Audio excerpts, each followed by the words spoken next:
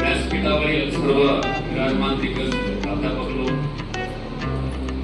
नवीनच प्रशासनामध्ये गेलेले दोन्ही PS आहेत आणि भाविक आरती मान्यते बसलेले सर्व अधिकारी मित्र, यापेक्षा सर्वच्या सर्व अधिकारी पदावरती जातात.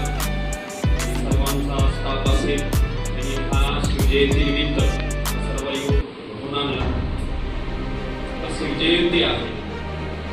मोरे सरांनी हिस्ट्रीचे प्राध्यापक आहेत, त्याच्यामुळे मोरे सरांनी एवढं सुंदर असं शिवाजी महाराजांचं चरित्र सांगितलं. युद्धनीती असेल किंवा त्याचा जन्मापासून ते पूर्ण सर्व कालखंड व्यवस्थितपणे, आणि त्याच्यामुळं सांगायचं की आजचं शिवाजी महाराजांचं चरित्र 1966 मध्ये सुरू झालेलं दक्षिण हे जे काही व्हिएतनामचं हे जे युद्ध आहे ना, त्यांनी शिवाजी महाराजांची भूमिती कावाही पद्धती अवलंबली. अरे अमेरिकेच्या पुढे ते व्हिएतनामची चिल्लर आहे. 5 लाख सैन्य धुमाकूळ घालत होतं, म्हणून बॉम्ब वर्षाव होत होते. परंतु त्यांनी एकच शिवाजी महाराजांचं चरित्र अभ्यासात आणलं आणि पूर्ण सैन्यांना त्यांनी सांगितलं आणि त्या नीतीनुसार त्यांनी युद्ध लढलं. आणि तब्बल मित्रांनो 12 वर्ष युद्ध लढलं, एक नाही दोन नाही. 1966 ला सुरू झालेलं हे युद्ध मला वाटतं 1978 ला हे संपलं आणि अमेरिकेला माघार घ्यावी लागली. आम्ही हरलो म्हणून नतमस्तक व्हावं लागलं. दुसऱ्या देशातल्या त्या लोकांना आपले महाराज कळाले, आपल्याला नाही कळाले. आपल्याला फक्त राजनीती कळते, वोट बँक कळते. तुम्हाला आधी काय बोलाले तेच बोलाले. आणि मित्रांनो त्यांनी 12 वर्ष आणि आपल्या पूर्ण आणि उत्तर आणि दक्षिण एकत्र व्हिएतनाम केलं. दोन्ही मधली भिंत जी होती ना ती पाडून टाकली आणि त्या ठिकाणी त्यांनी एक शेवटची इच्छा जाहीर केलेली होती. मी मेल्यानंतर माझ्या कबरीवरती त्या ठिकाणी शिवाजी महाराजांचा एक मावळा म्हणून लिहून ठेवा. आणि आधी लिहिलेले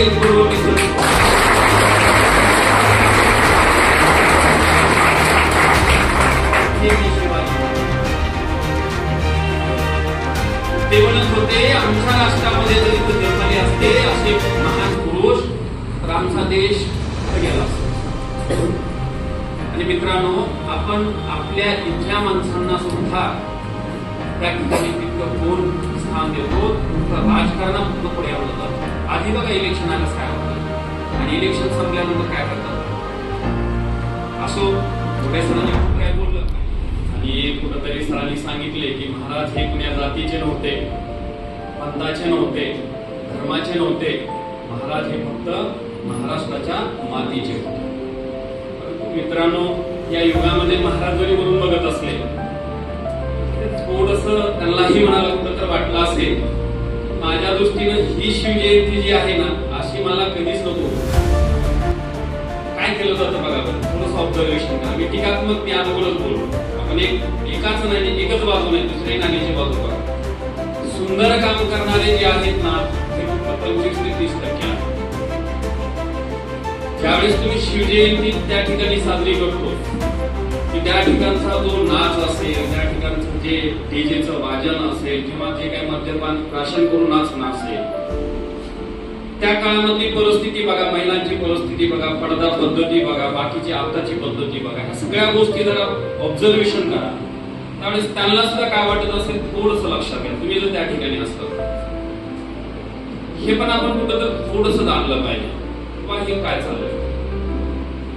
हे सण साजरी कशासाठी केले जातात की बाबा त्या व्यक्तीचं जे चरित्र आहे ना ते तुमच्यामध्ये यावं. नुसती महाराजांसारखी वेशभूषा धारण करून तुम्ही शिवाजी महाराज होणार नाही. महाराजांचा अभ्यास करावा लागतो आणि अभ्यास केल्यानंतर त्यांचे जे काही गुण होते ते गुण तुम्हाला आत्मसात केल्यानंतर त्याच्यातून जे तुमच्यामध्ये एक जडणघडण होणारी महाराजांची तसे महाराज आम्हाला ह्या महाराष्ट्रामध्ये अपेक्षित आहे. फक्त एक दिवसापुरती वेशभूषा केशभूषा किंवा त्या पद्धतीचं वर्तन करणं नकोय. तर आपल्याला संबंध आपलं आयुष्य जगत असताना त्या पद्धतीचं तुमचं वर्तन असलं पाहिजे. आणि महाराज महाराज नाही कळाले मित्रांनो. काही लोकांना बोटावर मोजण्या इतक्या लोकांना फक्त महाराज कळाले. तुमच्या महाराजाचं, आपल्या महाराजाचं जे महत्व आहे ना, बाहेर देशामध्ये सुद्धा ख्याती आहे. एक इंडो चायना नावाचा एक देश होता प्राचीन काळात, चीन म्हणतो. त्या इंडो चायनाचे आता भाग झाले. जसं भारत होता, भारताचा पुन्हा पाकिस्तान झाला, पाकिस्तानचा परत आणखी भारत, बांगलादेश झाले ना हे देश. त्याच पद्धतीनं त्यावेळेस पण तसाच एक भाग होता. आणि इंडो चायना जे आहे, प्राचीन नाव होतं. दुसऱ्या महायुद्धानंतर ते सर्व शमलं गेलं आणि प्रत्येक देशाला काय करण्यात आलं, स्वातंत्र्य देण्यात आलं. त्याच्यामध्ये इंडो चायना म्हणून एक, जसं हिंदुस्थान नावाचा किंवा भारतवर्षामध्ये सर्व देश येत होते, पुन्हा त्याचं विभाजन झालं. त्याच पद्धतीनं त्या पद्धतीचं होतं आणि इंडो चायनाचे सुद्धा भाग झाले.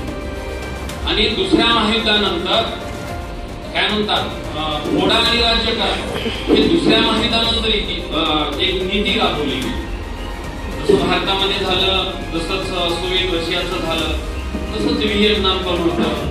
आणि त्या व्हिएतनामचं काय असतं, उत्तर आणि दक्षिण व्हिएतनाम, बरोबर आहे ना. उत्तर आणि दक्षिण व्हिएतनाम हे दोन त्या ठिकाणचे देश होते. सध्या आता एकच व्हिएतनाम आहे. जसं आता हे उत्तर कोरिया, दक्षिण कोरिया आहे, आठवते का. तसं उत्तर त्या ठिकाणचं व्हिएतनाम आणि दक्षिण व्हिएतनाम जे आहे, तर त्या ठिकाणचे दोन देश तयार करण्यात आले.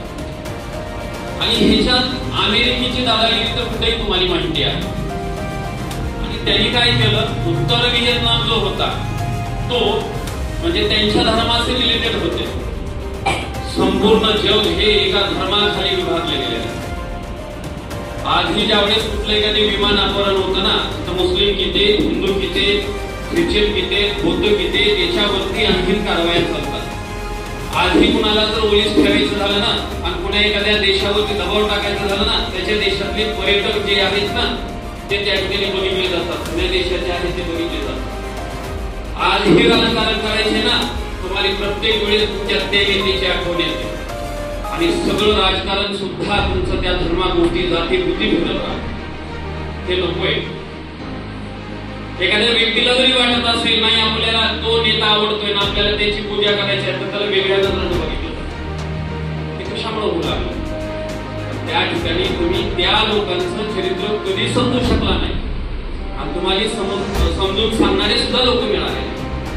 वाचन कमी पडलं तुमचं, फक्त वेशभूषा घेतल्यामुळं तुम्ही त्या ठिकाणी पडणार नाही. ते व्यक्ती मग ते डॉक्टर बाबासाहेब आंबेडकर असेल, त्यांना जरी ह्या गोष्टी आवडत असतील का सांगा बरं.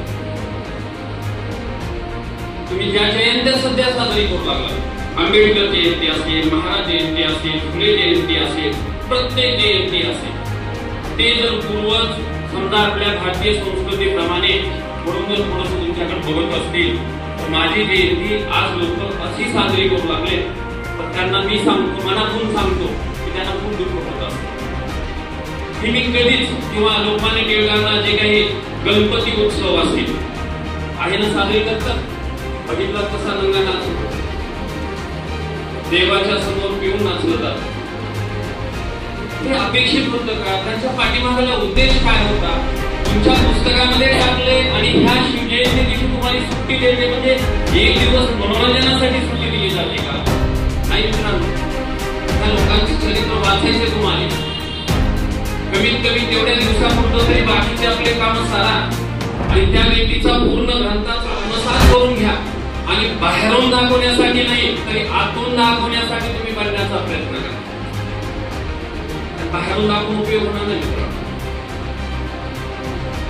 अरे मित्रांनो, देशाला बाहेरल्या देशाला कळालं म्हणून तुम्हाला तुमचे महाराज, आपले महाराज तुम्हाला नाही कळाले. मी तेच गोष्टी बोलत होतो, फक्त मला थोडंसं बोलावं वाटलं या बाजूला किंवा काय चाललंय राजकारण. तसंच ते व्हिएतनाम मध्ये उत्तर आणि दक्षिण व्हिएतनाम जे बोलत होतो ना मध्यंतरी, ते त्याच गोष्टी होत्या. उत्तर जो व्हिएतनाम होता तिथं ख्रिश्चन लोक होते, खाली जे होते ते बौद्ध होते, प्रमाण थोडंसं जास्ती होतं. आणि दुसरी गोष्ट जी होती की त्यांना एक साम्यवादी कम्युनिस्ट पक्ष माहिती ना, चीन मध्ये काय होतं, बौद्ध असतात ते साम्यवादी आहे आणि तेच अमेरिकेमध्ये काय ख्रिश्चन लोक आहेत. लक्षात आलं.